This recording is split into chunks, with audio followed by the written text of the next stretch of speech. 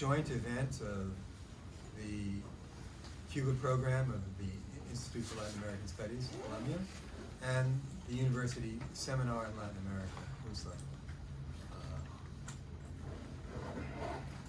And I want to thank Meg Crahan for being the perfect collaborator in a joint session. So thank you very much for all that you did to make this possible. And thank all of you for coming to what is, to me as well, an event to learn about something about which I know very little, which is the positions of the candidates for the presidency in the Democratic Party towards policies towards Latin America. I think, with the exception of immigration, which is not just a Latin American issue, particularly under this administration,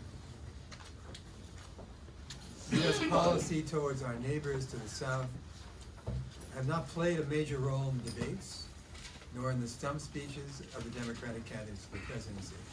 And this is despite the great and growing importance recognized by those candidates of the Latinx vote in several very key swing states in the United States. So it's not because of a lack of political relevance. And in keeping with its long-term concern with U.S.-Latin American relations, which began with Frank Tannenbaum, really in many ways the founder of Latin American history in this country. And we are sitting in the Tannenbaum room looking at his map of Cuba. And it was Frank Tannenbaum, for those of you not familiar with the history of the university seminars, who created university seminars, not just on Latin America. It was his idea to have seminars that would bring together people from the Columbia faculty with people from other universities and people who were interested in similar subjects who were not academics or from the academy.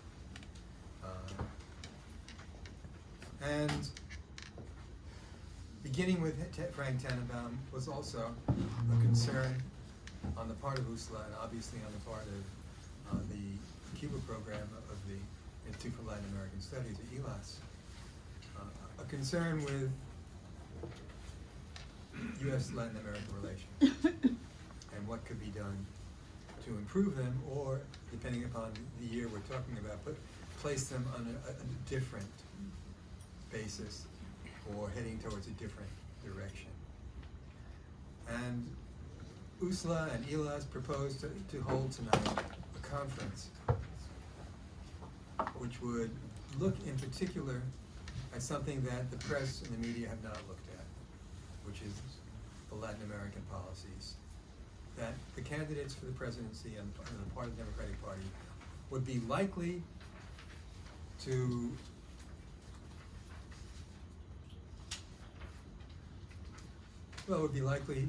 carry out, or at least to propose, given often the gap between proposals and actions in Washington.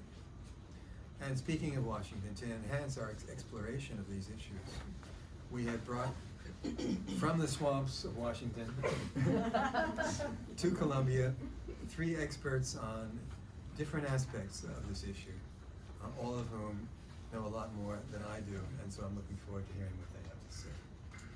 We are pleased to announce and to bring here Max Paul Friedman, who is Professor of History and International Relations at American University. His first book, Nazis and Good Neighbors, the U.S. Campaign Against the Germans of Latin America in World War II, was published by Cambridge University Press, and won the Herbert Hoover Prize in U.S. History and the A.B. Thomas Prize in Latin American Studies. His second book, Rethinking Anti-Americanism, the History of an Exceptional Concept in American Foreign Relations, was published by Cambridge in 2012. Friedman, in addition, has held fellowships from the Guggenheim Foundation, from the Fulbright Commission, the Woodrow Wilson National Foundation, and the Alexander von Humboldt Foundation, among other prestigious awards. Secondly, I'd like to present to you Emily Mendrala, who is the Executive Director of the Center for Democracy in the Americas, and was previously a director in the Legislative Affairs Directorate at President Obama's National Security Council, where she advised the National Security Advisor on legislative matters pertaining to Latin America. Europe, Asia, Russia, nuclear nonproliferation, and multilateral affairs. And last but not least, present to you Daniel Erikson, who is Managing Director at Blue Star Strategies, where he leads the firm's Latin American practice of risk analysis, advising U.S. corporations across Latin America and the Caribbean and Latin American businesses on building international partnerships. He's also a senior fellow at the Penn Bioth Center for Diplomacy and Global Engagement, and previously, Mr. Erikson served in the White House as special advisor to then Vice President Biden, where he focused on Western Hemisphere affairs and covered foreign affairs and national security issues related to Mexico, Central America, the Caribbean, South America, and Canada. A widely published scholar, Mr. Erikson is the author of an award-winning book, The Cuba Wars, Fidel Castro, the United States, and the Next Revolution. But we will also be joined as commentator by Margaret Crahan, who is a senior research scholar and director of the Cuba program at the Institute for Latin American Studies at Columbia, and who has published over 100 articles and books, including Cuba-U.S. relations, normalization and its challenges, and Donald Trump y las relaciones Cuba-Estados Unidos en la encrucijada. Previously, she was the Kosmetsky Distinguished Professor and Director of the Kosmetsky Center of Excellence in Global Finance at St. Edward's University, and Henry Luce Professor of Religion, Power, and Political Process at Occidental College, and the Dorothy Epstein Chair of City University of New York. The seminar, in addition, will be moderated by myself, and we have arranged the timing of it that there should be plenty of time for everyone in the audience to participate, both with questions and also with comments. So, without further ado, I'd like to give the mic to Max Paul Friedman. Thank you, Peter, and thank you, Meg, for inviting me and including me in this evening, and thanks to all of you for braving the drizzle and coming out on late on a dark Thursday. Let's begin with the leading Republican candidate. Donald Trump's foreign policy often seems to be focused like a laser beam on a peculiar country called South Florida. I think you can see this on Israel. The policy starts to make a kind of sense. And you can certainly see it in his approach to Latin America. Donald Trump believes that he won the presidency because he won Florida, and he believes that he won Florida thanks to the votes of Cuban Americans. He won Florida by 0.5 percentage point in 2016, and the 2018 races for governor and Senate were each decided by less than 0.5 percentage point. And in each one of those contests, Cuban Americans voted 70% Republican. Now, in reality, the story of Florida Latinos is more complex than that. In Trump's mind, they may be Cubans, but in fact, Floridians of Mexican and Puerto Rican origin are now more numerous. And 150,000 climate refugees moved from Puerto Rico to Florida after Hurricane Maria. And as U.S. citizens, they can immediately register and vote. Most Puerto Ricans are Democrats. A fair number of them are pretty angry at Trump. In fact, there have been demonstrations where Puerto Ricans have held up rolls of paper towels to remind people of him throwing them into a crowd of hurricane survivors. So Florida is complicated. It's complicated also because many of Florida's Puerto Ricans actually went for Governor Rick Scott in the last election because he hadn't done that. Instead of paper towels, he gave them compassion and sympathy and help with resettlement and went to Puerto Rico himself. And Puerto Rican turnout finally is usually lower than Cuban American turnout. So Florida is complicated. Still, winning in 2020 will depend, Trump believes, on support from Cuban Americans, along with smaller groups of Nicaraguan Americans, Colombian Americans, and a few Venezuelan Americans. And this poses a potential problem because a lot about his administration is a hard sell for Latinos. Border policy, campaign rhetoric, off-the-cuff remarks. There's not a single Latino member of Trump's cabinet. It's been a while since we could say that. In 2012, Mitt Romney had a Latino advisory board of 200 people. Trump's campaign has trouble scraping up 20. The head of Latinos for Trump in Florida, not endorsed by the campaign, volunteers, is Enrique Tarrio, who was also international chairman of the Proud Boys, a white nationalist hate group. So it leaves Trump with really only one card to play, and that is to aim for the anti-communist vote. This, I think, helps explain his focus and his harsh tone on Venezuela, his invitation to Guaido to come and be recognized at the State of the Union, and the increase of now the harshest sanctions we've seen on Cuba in years. I think it also explains why Trump and the Republican Party have been attacking socialism with renewed vigor 30 years after the end of the Cold War. Online ads purchased by the Trump campaign have invited readers to take a socialism approval poll. They've been reminded during that poll of what a disaster socialism has been for Venezuela. And then they were shown pictures of Bernie Sanders and Alexandria Ocasio-Cortez next to Fidel Castro and Joseph Stalin against the backdrop of a burning American flag. This is not only to try to discredit the whole Democratic Party by denigrating Sanders and perhaps Warren's economic proposals, which are not really socialist, but because rightist Latinos in Florida are now telling new arrivals there, you should know that Trump's opponents are socialists disguised as Democrats. That is to say, the Democratic Party is now the party of Maduro. That last sentence is going to be excerpted on its own and put on YouTube, I'm sure. Friedman says the Democratic Party is the party of Maduro. So, from the leading Republican candidate, we can expect in the rest of the campaign increased rhetoric and maybe policy moves to try to further stoke tension with Cuba. Maybe the country will be put back on the State Department terrorist list, using some arguments about what it's doing in Venezuela or Colombia. There might be further restrictions on remittances and Cuban American travel.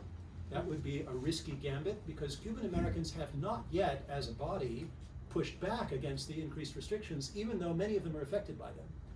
You know, the ban on flights landing anywhere but Havana affects principally one or two beach resorts, but principally Cuban American going to visit their families. And the cap on remittances to $1,000 a quarter is also has hurt a lot of people's growing businesses, the cuenta provistas in Cuba and the like. On Venezuela, there are three possible outcomes to the crisis, one of which would be very bad for Trump's electoral strategy, but the other two which would fit in perfectly. He would love to take credit for the fall of Maduro. That seems rather an unlikely outcome at the moment. But a continued stalemate and further deterioration of the quality of life in Venezuela also works for electoral purposes. The only bad outcome for Trump would be a negotiated settlement that led to the reincorporation of opposition groups into a political process along the lines of what the Norwegians have been trying to facilitate. So we can expect that the Trump administration will continue to put obstacles in the path of a negotiated settlement. Linking those two issues, linking Cuba to Venezuela, has also been a hallmark of Trump administration foreign policy statements over the last year or so, beginning back with John Bolton's Troika of Tyranny speech, and continuing through Mike Pence's meeting at the White House on how to increase pressure on Cuba to try to reduce Cuban support for Maduro. So apart from Cuba and Venezuela, the other issues related to Latin America likely to get some traction in the campaign fall into the category of what we call intermestic issues. That is to say, they are simultaneously international and domestic, related to foreign policy, but also national issues, such as trade, migration, drugs. These are also, perhaps not coincidentally, the only foreign policy issues that American voters, by and large, outside of South Florida, say they care about. Of all the questions asked at all of the town halls in Iowa, fewer than 5% were about foreign policy. In the televised debates, journalists made a different assessment. Under 15% of the questions were about foreign policy. But on trade, migration, and drugs, Americans are interested. And here, the Trump administration strategy is partly an appeal to the base, but it's partly an idiosyncratic outcome of the one consistent aspect of Trump's ideology, a big word to use for somebody who is not in fact ideological. He has a range of opinions and they change. But since the 1970s, there has been consistency in his hostility to America's trading partners. His idea that trade wars are easy to win is not only a play for votes in the Rust Belt, but it's an ingrained part of his worldview, to the point where he'll pursue this even at the risk of losing other traditional constituencies of the Republican Party. Farmers facing growing rates of bankruptcies, businesses that, well, currently forgive him because of the tax rate cuts and deregulation. When it comes to Latin America, all this has produced an interesting and apparent paradox. The Trump administration is largely unpopular throughout the region because of his way of talking about Latinos, because of the brutality against immigrants, and his talk of military intervention in Venezuela and the like. But his natural allies on the Latin American right, like Bolsonaro of Brazil and Macri of Argentina, staked their own political fortunes on an economic growth strategy that required improved access to the US market. So what did they get? Tariffs.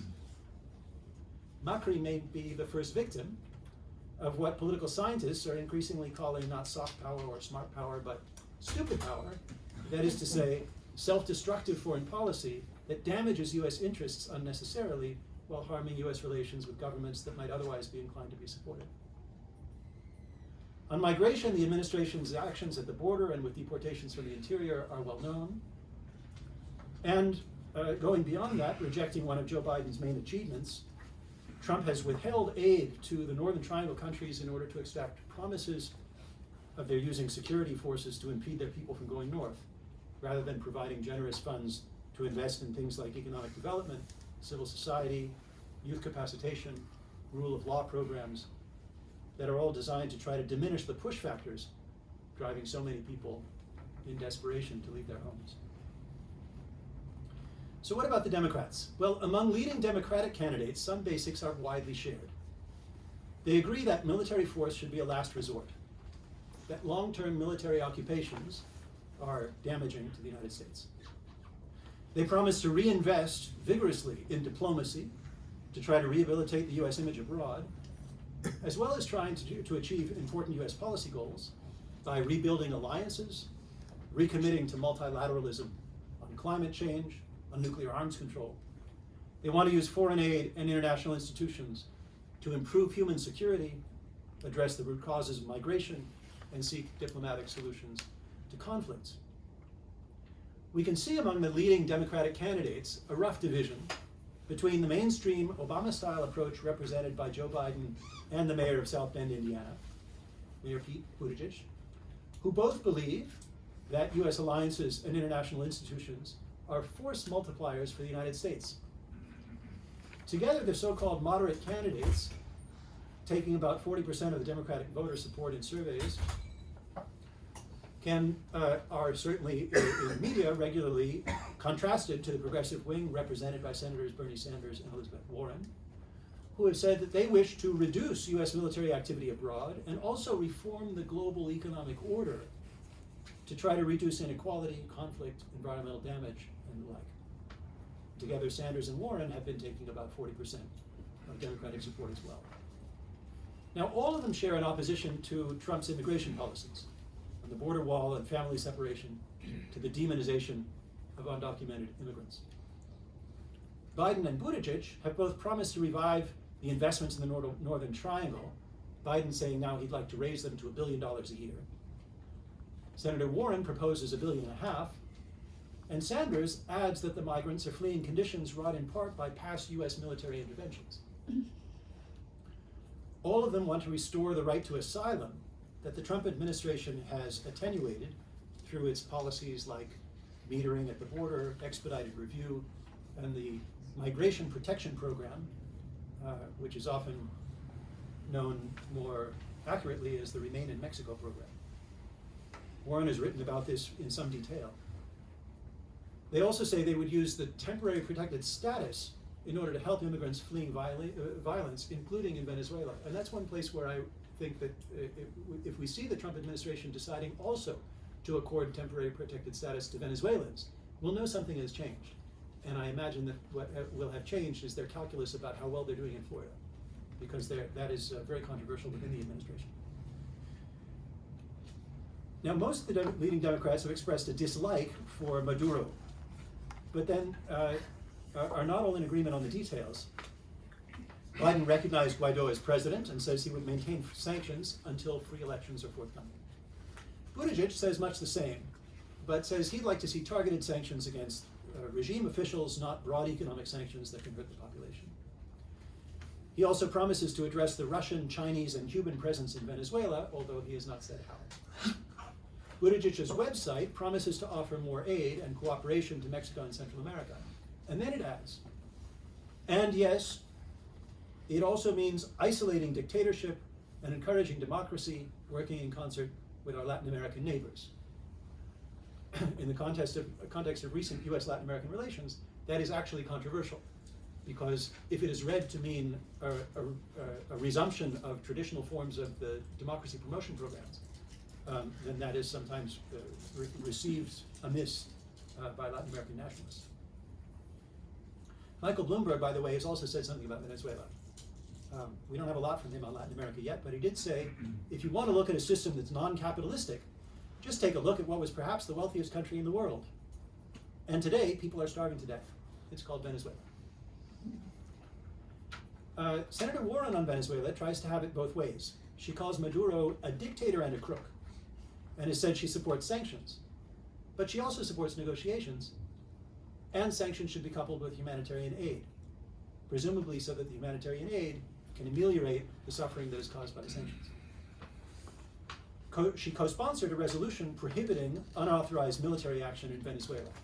And it does seem as though for most of the candidates, military action in Venezuela would be off the table, except for Amy Klobuchar, who has said it would not, or has declined to say that it would, and Pete Buttigieg, who has said not in Venezuela, but we should reserve the option of military force for humanitarian purposes where it is appropriate. Senator Warren has not said a lot more about Latin America, but we can make some educated guesses based on her other remarks.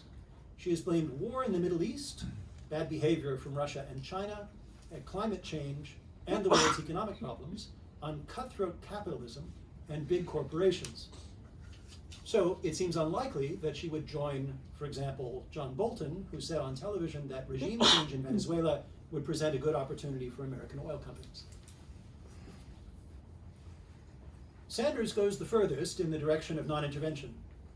He famously sympathized with the Sandinistas and opposed the US role in Central American wars of the 1980s. He favors lifting the embargo on Cuba, as does Amy Klobuchar, who has visited Cuba repeatedly and introduced a bill to the Senate to lift the embargo, eager to sell Minnesotan wheat. When Evo Morales fell in Bolivia, he's calling there. Evo is reaching out. When Evo Morales fell in Bolivia, Sanders said during a debate, when the military intervenes, in my view, that's called a coup. For a while, he was ruffling feathers by declining to say that Maduro was a dictator, but then in the September debate, Sanders said, anyone who does what Maduro does is a vicious tyrant. Well, he didn't say dictator, but it's the synonym. Today he says he supports negotiations, condemns the use of violence against unarmed protesters, calls for the rule of law and fair elections. But he also adds this: we would listen to the voices of Venezuelan activists themselves who are warning against broad sanctions, such as the Trump administration's oil sanctions that mainly punish the people, not the government. And he adds, my administration would not be in the business of regime change. The United States has a long history of inappropriately intervening in Latin American countries. We must not go down that road again. Now, if personnel is policy, we also have some indicators. Biden's senior foreign policy advisor is Tony Blinken, Deputy Secretary of State under Obama and a longtime aide to Biden as his national security advisor. We are extraordinarily fortunate tonight to have Dan Erikson on the panel, who is closely involved in the Vice President's policy toward Latin America and can say much more about all of these people than I can, but I'll still put out a few names. Biden has tapped Nicholas Burns, a respected career State Department official who worked on the Hillary Clinton campaign. In November, Biden was endorsed by 133 former foreign policy officials, including some whose names will be familiar to those of us in this room, such as Jeffrey De Laurentiis, Vicki Huddleston, Roberta Jacobson, and Arturo Valenzuela. He has sometimes received advice from Juan Gonzalez, who worked with Biden at the NSC, State Department on projects such as the Caribbean Energy Security Initiative and the Alliance for Progress in Central America's Northern Triangle, who has criticized Trump's crackdown on Cuba, is also on board WOLA, and who has warned against the dangers of military intervention would bring in Venezuela, such as creating an insurgency, bring in Colombian rebels and the like, but has also said something about the potential for a humanitarian military intervention if it were endorsed by the United Nations. Pete Buttigieg's foreign policy team is led by Doug Wilson, a former Assistant Secretary of Defense for Public Affairs in the Obama administration, who worked on South Asia, Veterans Affairs, LGBT issues, and other things. Other advisors include Ned Price, a former NSC spokesman for Obama, and Tarek Ghani of the Brookings Institution. His Latin America advisor is Paul Angelo at the Council on Foreign Relations, who has been critical in print of corruption in Honduras and Trump's support for Juan Orlando Hernandez. Elizabeth Warren's senior foreign policy advisor is Sasha Baker, who had been deputy chief of staff to Obama's defense secretary, Ash Carter. She also has an academic team led by Garesh Sitaraman, a law professor at Vanderbilt, who was her policy director in the 2012 Senate campaign, and has written books defending civil liberties in wartime and the importance of international law and diplomacy. Bernie Sanders' senior foreign policy advisor is Matt Duss. He's better known in the Middle East area, a specialist at the Center for American Progress. Duss helped to write Sanders' rather surprisingly successful resolution calling for an end to U.S. support for the Saudi war in Yemen. Well, to wrap it up in line with Peter's hints,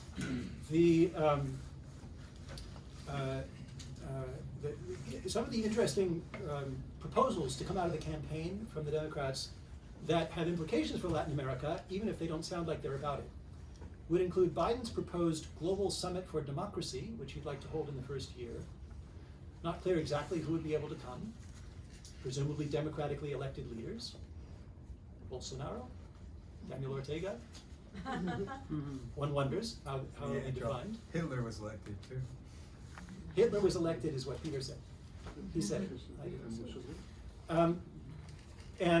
What will the summit do? In his speech last July, he said leaders who attend must come prepared to cooperate and make concrete commitments to take on corruption and advance human rights in their own nations. So that doesn't sound like the imposition of democracy programs of the style that have been alienating. Bernie Sanders wants to convene a hemispheric summit with the leaders of Latin American countries experiencing migration crises to develop actionable steps to stabilize the region. Well, we're going to hear more about some of the differences among the candidates, including, I hope, on USMCA or son of NAFTA and other topics. But in the meantime, what we're likely to witness over the rest of the year is Trump claiming that his Cuba policy is designed to hurt the state and help the people, while in fact it is clearly hurting the people and hardening the state. Whether any Democrat will have the courage to make that point and offer an alternative narrative and alternative approach in the course of the campaign, we'll have to wait and see.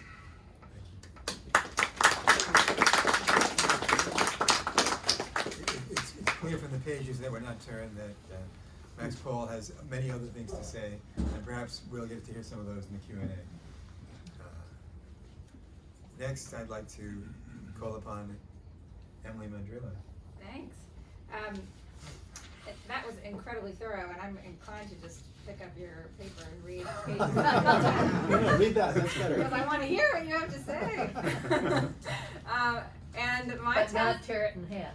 No, I won't. I won't tear it in half.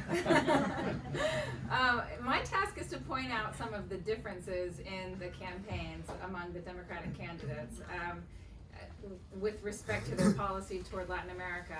And I'll start by saying something echoing what Peter said earlier. Oh, first, thank you, Peter, and thank you, Meg. It's a huge honor to be here, and thank you to all of you. Let me say one thing too, I forgot to say, which is that all the speakers are speaking as individuals, not as representing their institution. Yes.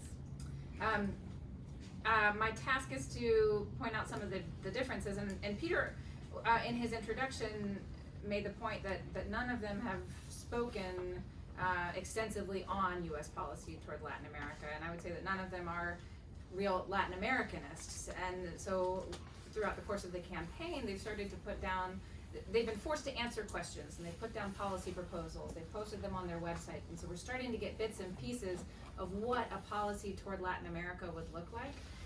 But it's clear that the hemisphere is not a top priority for any of them, with perhaps the exception of Vice President Biden, drawing from his legacy in the Obama administration, leading U.S. policy toward Central America in a way that really consumed a lot of his time in the second term of the Obama administration. At the time he was pushing forward the Biden billion that actually became the Biden 750 million, and now it seems as though the Biden billion has a resurgence and may be among a top foreign policy priority for the first term. And I'll say Beto O'Rourke, who is no longer a candidate, would be another individual in the Democratic race who did have natural tendencies toward the hemisphere, if only because of his hometown in El Paso, Texas. I will start by giving a quick rundown of candidates and the issues in the hemisphere that I most associate them with. And I'll do it in Iowa caucus return order, and we may have to revise that in a week. And to me, these associations to me signal their relative priority for issues. If they don't have distinct differences in their approach to certain issues in the region, some of them will place increased priority on some issues versus others. So starting with Mayor Pete, Mayor Buttigieg, to be honest, I don't really associate him with the region. He has said some statements about migration, about Venezuela, about Cuba, about trade, but it doesn't seem as though there's one issue in the region that stands out and that is his priority issue in the region. Sanders, however, I associate him with policies opposed to regime change.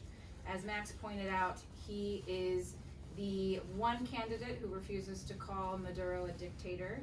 He has argued against U.S. intervention in Venezuela. He is in favor of lifting the embargo, the United States embargo to Cuba, and he was the only candidate that called Evo Morales' departure a coup.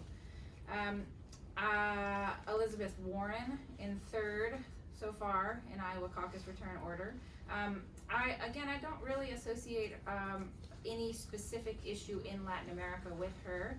However, she has put forward an idea for State Department reform that has gotten a lot of attention in Washington and is seen as a tool to reestablish the prominence of the Foreign Service. And that's an important tool, as we all know, to carry out foreign policy. One of the chief tenets of that plan, she's got a plan. Well, she's got a plan for this, and it is to double the Foreign Service. And the details are scant, but given the advisors I know that are around her, I think those details would come into focus were she to win, and the Foreign Service and the State Department would be given a priority as a priority institution in the U.S. government. Vice President Biden, I think his focus in the Americas is asserting American influence and values, reasserting American influence and values in the hemisphere. And again, a focus on Central America, a balanced approach to Central America, one that doesn't focus on just security, that is not just migration prevention, but rather is a comprehensive development program toward the region. Amy Klobuchar, Cuba. In fact, Cuba even made her list of her first 100 days priority list to lift the embargo on Cuba. She's traveled numerous times to Cuba. She is the chief sponsor of a bill in the Senate to lift the embargo against Cuba, and as Max accurately pointed out, I also believe that this is in support of her constituents, her agricultural constituents who are eager for a market 90 miles off our shore that could total approximately $2 billion. Yang, Steyer, and Bennett, again, I would associate him with Cuba, and I'll tell you why in a second. And from there, I'm going to pick 2.5 issues to go through in detail to point out the varying differences between the candidates. First, Cuba. While all of the candidates are seemingly aligned in their support for U.S. engagement toward Cuba, 2 are decidedly more forward-leaning, and that's Klobuchar and Bennett. Senator Bennett's the lead co-sponsor of the Agricultural Export Expansion Act of 2019, which allows for the use of credit in agricultural sales. Right now, U.S. farmers can sell to Cuba, but they cannot do so in terms of credit. It was a law that was enacted several years ago that was seen at the time of being progressive to allow a loophole in the embargo for agricultural sales, but now is regressive in that farmers cannot sell on credit terms, and Cuba is going to sellers who offer more advantageous credit terms. And so Senator Bennett has led that bill in the Senate. And Klobuchar, as I said, is the lead sponsor of the Freedom to Export to Cuba Act of 2019, a bill that would essentially lift the embargo. And I'll read from her first 100 days priorities. She said, 50 years of an embargo have not achieved America's policy objectives in Cuba. Senator Klobuchar believes that a better path forward would allow Americans the freedom to travel and conduct business there, and that lifting the trade embargo will open a huge export market, create American jobs, and support both the Cuban and American economies. She'll revive policies to expand the ability of Americans to travel to Cuba and facilitate U.S. exports to the island using credit to the maximum extent allowed by current law while respecting human rights and property claims against the Cuban government. Senator Sanders on Cuba, he sponsors the bills. He sponsors the travel bill, Klobuchar's bill, and he says that he would work to lift the embargo, but he's not leading on the issue, which to me assigns a relative priority. And I'll tell a story about Cory Booker, who's no longer in the race. But over the summer, right around the Miami debates, one of our partner organizations, Engage Cuba, created an infographic to depict which of the candidates were supportive of U.S. engagement with Cuba. And they launched, as we do these days, a tweet storm to point out who was with Cuba and who were the few who were not. And gradually, one by one, candidates started stating their position, and the one holdout after about a week of this tweet storm was Cory Booker, Senator Booker, who we in our advocacy, with my advocacy hat on, have been targeting for for a few years now, trying to get him to co-sponsor the U.S. The Cuba travel bill in the Senate, and he would not, and he was one of the few holdouts among the Democratic caucus in the Senate who would not sponsor the bill, and because he's from New Jersey and he is very close with his fellow New Jersey senator, Senator Menendez, and quietly we heard that it was out of deference to Senator Menendez that he would not join the bill, but would rather opt for a position of silence.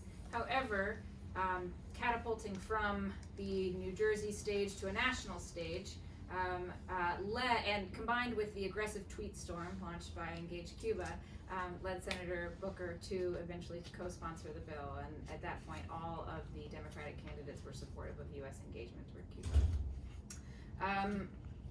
And I'll finally on Cuba, I'll highlight Vice President Biden's support for engagement with Cuba. Several of his advisors are also very supportive of engagement with Cuba. But I'll note that though he is associated with President Obama's opening with Cuba, he was one of the very, very, very few senior officials in the Obama administration that did not travel to Cuba. And he's also a politician, and a very skilled politician. And so he is vocally supportive of U.S. engagement to Cuba, but I would not be surprised, and I'm curious if my fellow panelists would disagree, if he left Cuba for a lower priority given the political sensitivities around it. Venezuela, there are several matters of consensus among U.S. policy toward Venezuela, but a few differences that Max highlighted, and I'll repeat a couple of them. Temporary protected status, that is a vulnerability. The Democrats see that as a vulnerability for President Trump, that he asserts that conditions in Venezuela are so bad that in fact Maduro must go, but not bad enough that the United States must offer safe haven for Venezuelans fleeing Venezuela. And so it is a vulnerability that Democrats have and will continue to exploit. And I agree with Max that if President Trump changes course on TPS for Venezuela, it is because there is a Florida calculus afoot. So stay tuned. There's also consensus among the candidates to work with regional, global allies, multilateralize our response to Venezuela. There's a consensus for more humanitarian assistance in Venezuela to receiving countries. At this point, Venezuela's outmigration is set to surpass Syria's this year, and there are recipient communities that are taxed, severely taxed by the arrival of Venezuelan migrants. And there's a consensus among the Democratic candidates to provide more humanitarian assistance to those receiving communities. On the recognition of Juan Guaido as the legitimate interim president, as the Trump administration has so stated, all the candidates are in alignment with that position, except for Senator Sanders, who, as Max also pointed out, refused to call Nicolas Maduro a dictator. On the military intervention point, all are opposed except Klobuchar, who seems the most closely aligned with President Trump. At this point, I'm repeating Max's very thorough presentation. What's curious there is she's the person who's closest to a kind of leftist Cuba policy, and one thinks of Cuba and Venezuela somehow linked. I wonder if an agricultural market in the Latin American country has anything to do with it. It might very well. I don't know. I'm curious for discussion among the group as well. And then when it comes to sanctions, yes, but it's complicated. And all minus Senator Sanders were supportive of some degree of U.S. sanctions on Venezuela. Warren was cagey at first, but she's since come around, as Max pointed out. And then final 2 points I'll address in broad generalities, and I'll take pages 9 and 10 on USMCA. I think when it comes to trade, all were basically supportive of ratification of the U.S.-Mexico-Canada trade agreement, except for Bernie Sanders and Steyer. And then when it comes to migration, a truly intermestic issue, that is one where there are vast differences among the candidates with respect to U.S. immigration policy. That is not foreign policy toward Latin America. Foreign policy toward Latin America, I do believe that most of the candidates would be in alignment once they, once in office, vis-a-vis renewed foreign assistance for Central America that is balanced, that is comprehensive, that is done in a spirit of partnership with Central American governments, rather than the transactional approach that the Trump administration has taken. And I'll leave it there. Thank you.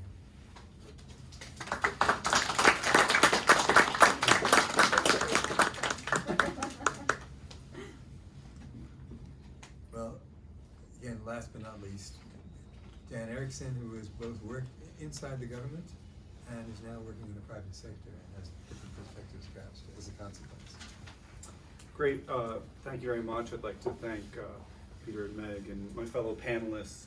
And you've liberated me to speak in a little less detail since you've been so detailed. But one thing, that occurred to me as you were speaking, given the truism that Latin America is not very important in U.S. elections, both of you came up with a lot of things that U.S. presidential candidates have said about Latin America. So that suggests to me that actually Latin America perhaps is a bit more important than many of us give it credit for, because it really has, I think, crossed the minds and certainly the policy papers of a variety of different candidates, including those that are quite experienced in the region, those that have minimal experience in the region. And that's worth thinking about a little more. The other thing that occurred to me is that U.S.-Latin American relations are difficult, sometimes even in the best of times, and U.S. election years tend not to be very good for U.S.-Latin American relations. And sometimes you need to measure election years in terms of how much damage is actually done through the course of the year, either by policy making by an incumbent administration, or perhaps by promises made by candidates, which they then feel compelled to carry out, that perhaps don't look quite as good when they're in the position of governing as when they're in campaign mode. And the reason for that is that there's always a push and pull between U.S. domestic politics and the U.S. national interest and a general interest of having a perhaps more open, engaged partnership with Latin America. And that tension is the strongest in election year, and the domestic politics towards the region are quite contentious across all of the aspects you mentioned, whether it's Cuba, Venezuela policy, immigration, trade, and so forth. And so that's just another opening point. On these panels, I sometimes want to start a clock and see who's the first person to mention the word intermestic. And so you won. I'll let Abe Lowenthal know. I was the first person to write it down tonight. all right. So there's we'll bring in the Iowa Democratic Party to check the paper. But then to kind of back out just a little bit, where does U.S. policy towards Latin America really fit in the context of a U.S. election? The first thing we know is that elections in the United States, like most other countries, are not driven by foreign policy issues. They're driven by domestic issues. If you look at a number of polls done in recent months about what are the issues that Americans most care about, they include healthcare, jobs in the economy, education, gun policy, and then after that, there's a cluster of issues that deal a little bit more with the international realm, includes national security, military policy, veterans policy, trade, and immigration. So just at the outset, this election, like every election, is going to be run on focusing on U.S. domestic issues. Secondly, when you look at foreign policy issues as a whole, and they're already only occupy, perhaps a sliver of the overall attention of the candidates, there's a lot of competition taking place in that space. It includes issues like China trade, Iran, Saudi Arabia. The Khashoggi case has actually gotten quite a bit of attention in this election. NATO and NATO policy is going to be a big issue. Brexit, Israel. I could go on. There's issues that no one even thought about a month ago, like coronavirus, which is now a big issue. Joe Biden published an op-ed in USA Today on what he would do about coronavirus, right? I don't think that was in anyone's policy platforms 4 or 5 months ago. And so Latin America is really, all of the issues discussed, whether it's Cuba, Mexico, USMCA, et cetera, is competing in a very crowded space that is not very big to begin with in terms of attention. And then third, the constituency for Latin American issues in the United States is actually relatively small. The large Latino diaspora in the United States tends to focus just as much on education, jobs, healthcare as anybody else. There's actually a relatively small number of diaspora populations that are truly focused on policies in their home countries. Traditionally, that's of course been Cuba. Recently, perhaps a little bit more with Venezuela. But if you look at the Dominican population, the Mexican population, what U.S. foreign policy is towards their country of origin tends not to rank very high in terms of an issue that mobilizes those communities. They tend to be more concerned about some of the first issues that I mentioned. Where Latin America policy becomes much more relevant is when it's attached to or refracted through larger issues. Obviously, the new NAFTA, the U.S.-Mexico-Canada agreement, links into this whole issue of trade, jobs, the economies, workers. No one's really talked much yet about the U.S.-Mexico border wall, but that was a very symbolically important issue, both for President Trump, who wants to treat it as a promise made, promise kept, and also for many of the Democratic candidates that basically view this as a negative symbol of the U.S. trying to close off its borders. The question of immigration, and I would argue in particular the treatment of asylum seekers at the U.S.-Mexico border, how are children cut, family separation, people that are forced to be in encampments in Mexico while their claims are heard in the United States, is important not merely on a kind of pure policy perspective, but I think several candidates have asked, what kind of country are we?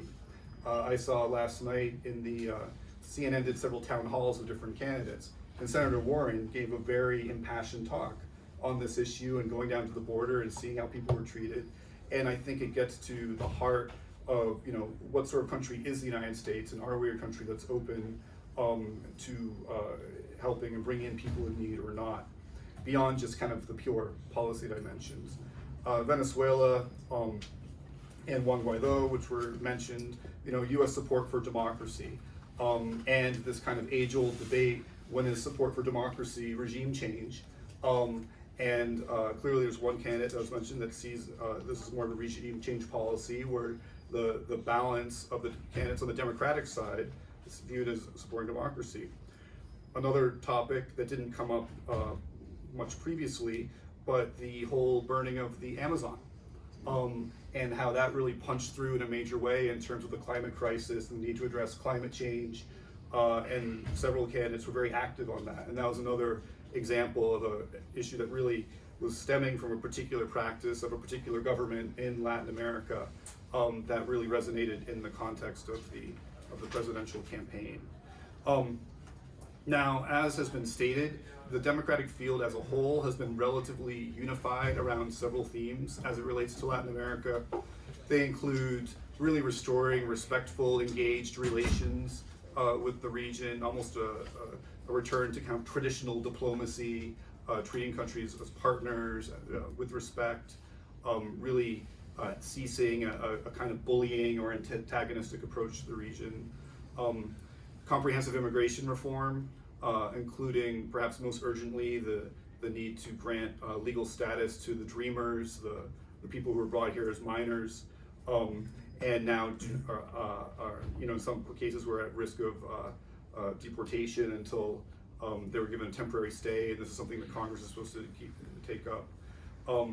Also, better and more humane treatment for asylum seekers, and this whole issue of investing in the root causes of migration in Central America, which has really been a common theme throughout all the candidates, and one I'm very proud of, because I was very engaged in an earlier effort during the Obama administration to really try to address the root causes of migration in Central America, which in fact had a bipartisan basis.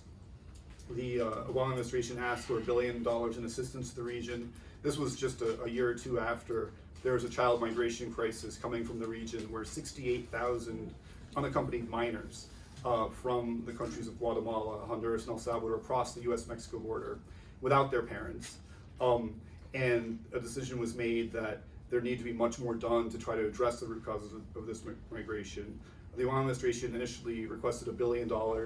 Ultimately, the Congress, I should point out a Republican Congress, both House and Senate, authorized $750 million.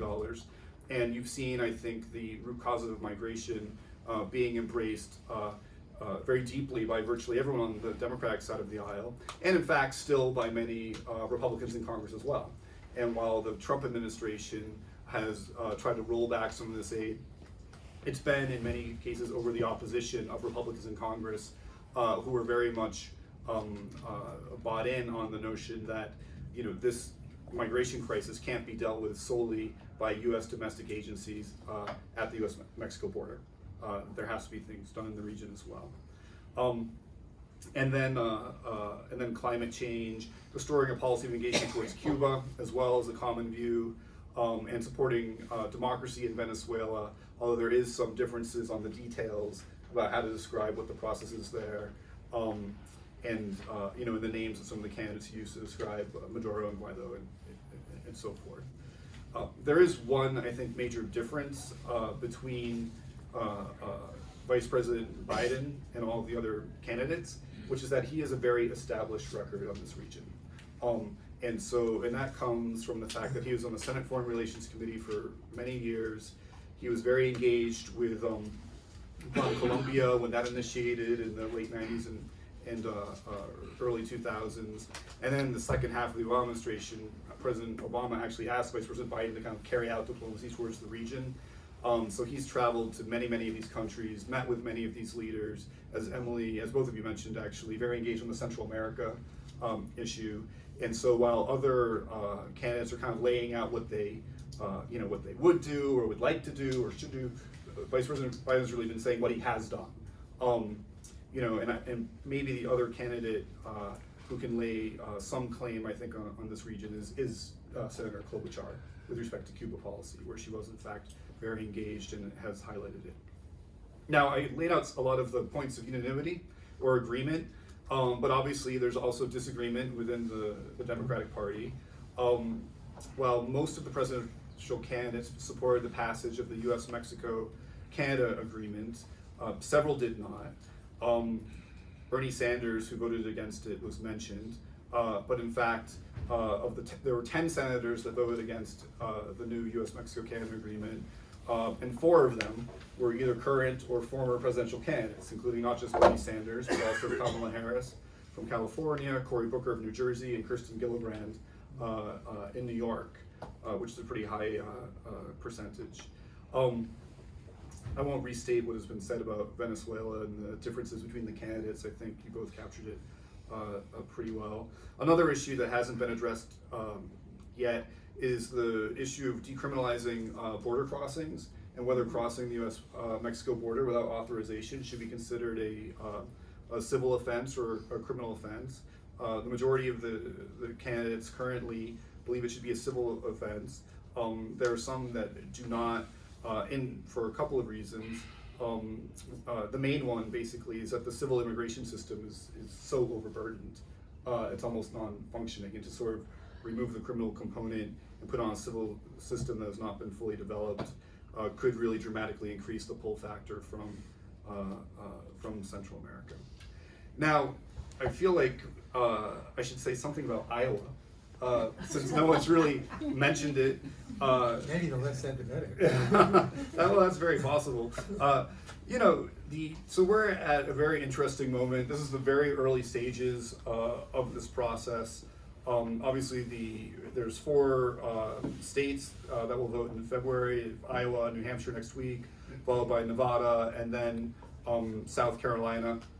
Because the results that were produced out of the Iowa caucuses were so delayed, and it seems like pretty close. I mean, Emily, on your list, I noticed you had Mayor Pete Buttigieg as the winner, but Bernie Sanders declared himself the winner because he won the popular vote versus the delegate total. And so the question is, what is this? Does this tell us anything? The Iowa results about where this is likely to go. Some of you may remember presidential candidates like Barack Obama, George W. Bush, who won the Iowa caucuses and were able to parlay that into primary victories and ultimately won the presidency. Others of you may remember candidates like Tom Harkin or Dick Gephardt on the Democratic side, or perhaps Mike Huckabee, Rick Santorum, Ted Cruz on the Republican side, who all won the Iowa caucuses and were not able to translate that into a sustainable presidential campaign to win even the nomination, let alone the presidency. And so at this point, it's a little early to say where this is all going to go. And then since we're in New York, I feel like I have to say something about former Mayor Mike Bloomberg, who made a decision not to compete in the first 4 primary and caucus states, which was seen as kind of an interesting gambit, and instead to really invest heavily on the Super Tuesday states in early March and afterwards. And a lot of people thought, that it's very unorthodox to skip Iowa. Now you could argue it looks a little smart to have skipped Iowa. And so I think as we go through this contest, if you have different presidential candidates who are winning different states, where you have kind of a split verdict perhaps, hard to know at this point, but a split verdict out of the first 4 states, then former Mayor Bloomberg perhaps emerges as an interesting factor in the primary contest as it moves forward. So I'll just conclude there, and I look forward to your comments. Thank you.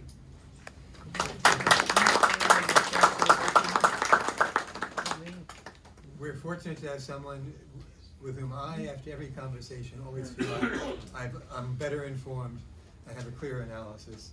As commentator, Meg Crahan. Thank you very much. Both Peter and I have been thanked for organizing this caper. But I would, on behalf of Peter and myself, thank the 2 rapporteurs, Mariana Katz and Gretchen Sanchez, both of whom are here and both of whom worked enormously hard to help bring this together. I'd also like to state that the whole issue of what the Florida vote will be and what the Cuban American community may do, because it is, as we all know, extraordinarily differentiated within itself in terms of the current candidates, and it will be interesting to see.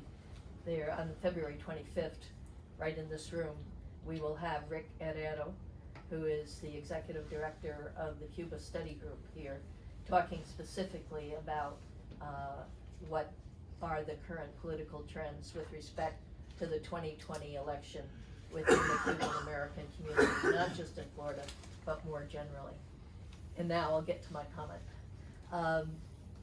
I think whoever the Democratic candidate is, and if a Democrat is elected to the presidency, they're going to face half a dozen major challenges.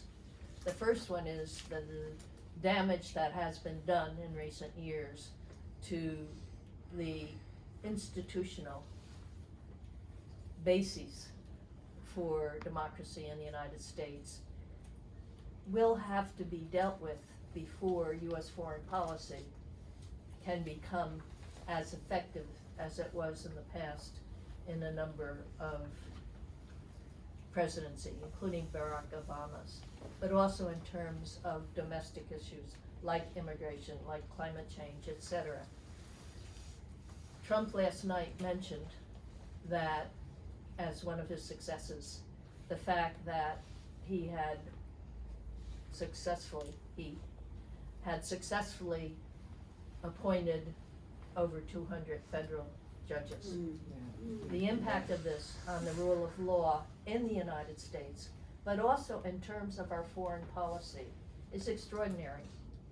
I mean, I've been hanging around Latin America since the 1960s, and one of the major changes that has occurred since the 60s, in part as a result of U.S. foreign policy, has been the strengthening of the Latin American judiciary, the strengthening of advisors to the various and sundry legislatures within Latin America, to enable them to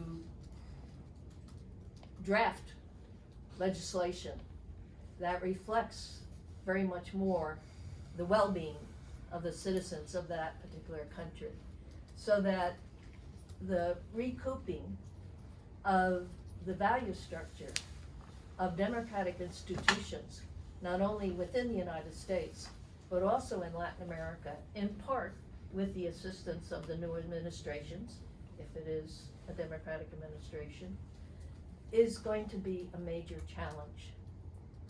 Human rights in Latin America have suffered tremendously during the Trump administration. The monies that went into, for example, forensic sciences to deal with issues of massacres and unmarked graves. If you look at the statistics with respect to Mexico, there are as many disappearances as there were in the height of the worst times in Argentina and Chile and Brazil. Without foreign assistance to provide training and expertise, not only to forensic anthropologists, but also to the people who are prosecutors, who are lawyers. Back in the 1970s, the human rights situation in Chile was turned around in part because of the money that came not only from the United States, but also from private sources, particularly foundations, to allow lawyers to give pro bono time to cases involving the disappeared, cases involving political prisoners, cases involving government abuses of their power and presidential abuse of power, etc. It's no longer flowing. It's not just the aid that Biden helped channel to Central America to deal with basic socioeconomic challenges, but it's the money that's there that would help re-establish the rule of law in these countries. In many of these countries, we have seen the statistics where the rule of law, not just about human rights, but even in terms of corporate relationships, etc., the increase of corruption within Latin America in the private sector, etc.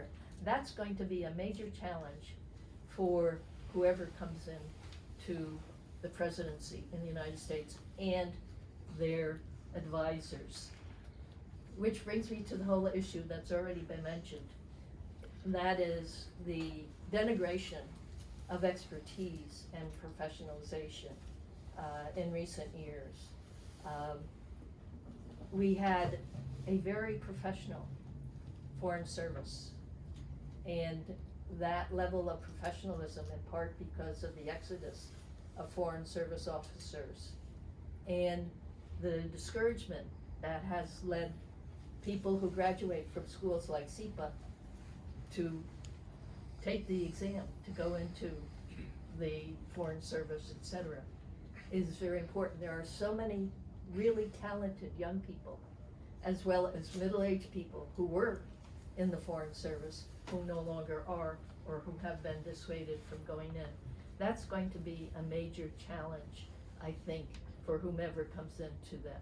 And that also relates to Homeland Security. I have friends in Homeland Security.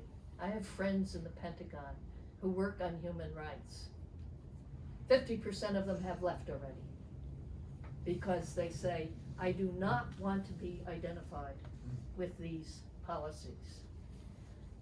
The human rights experts within the Pentagon have been decimated because of some of the policies of the current administration.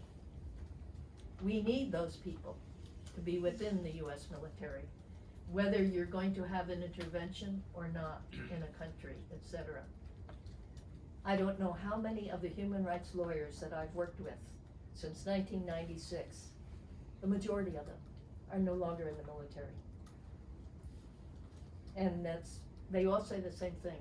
I do not want to be in a position of implementing, whether it's on the border or whether it's elsewhere, the types of policies that I'm being asked to do. And obviously there's a couple issues that were mentioned, but I think they need to be highlighted a bit more, and that is trade. We need professionals, not only in terms of the economic consequences of really ethical trade policies on the part of the United States, as well as their partners. Brazil is destroying their trade policies that have an economic and ethical content. This is a real problem, and it has consequences over the long term. Climate change. As you know, this administration withdrew the United States from the Paris Accords. Virtually all of the Latin American countries, as we can see from that map in the back, have a coast. The issues of increasing contamination, destruction along the coasts in these countries require cooperation. Cooperation not only amongst the people within Latin America, but also with the United States and Canada. If we're going to have the current level of erosion of coasts dealt with in an effective way. And finally, I think there's much more that can be said, but I'm going to wrap it up by saying that the challenges of, if there is a Democratic administration, are going to be around reconstruction of the institutional base in the United States to inform a more ethical foreign policy that will help not only our own country, but other countries recoup their capacity to provide for the common good within their countries, to provide for the well-being of their citizens, and to establish countries in which children will have more hope for their futures.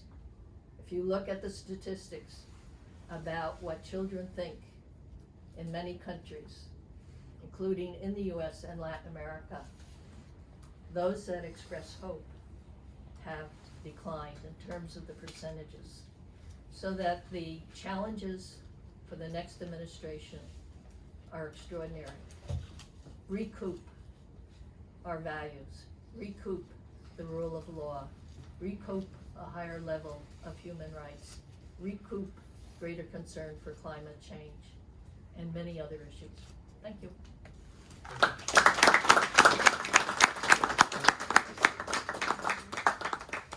Thank you, Meg. We're going to move to the Q&A, and I'm going to take the privilege of the chair to ask the first question. And I'd like to ask it because before Meg's excellent comments, which were her view of the situation, rather than necessarily the views of the Democratic candidates, I was struck by the fact that there was no mention, or virtually no mention, of the largest and most important countries in the region in South America. You know, the ABC countries, but probably beginning with Brazil as by far the largest, most populous, and the most important economically as well. And so my question to all of you is that an accurate, is that silence on those countries and the issues that they faced an accurate reflection of the silence of the Democratic candidates for the presidency? Or if not, could you extend your analysis to include, say, the ABC, Argentina, Brazil, and Chile?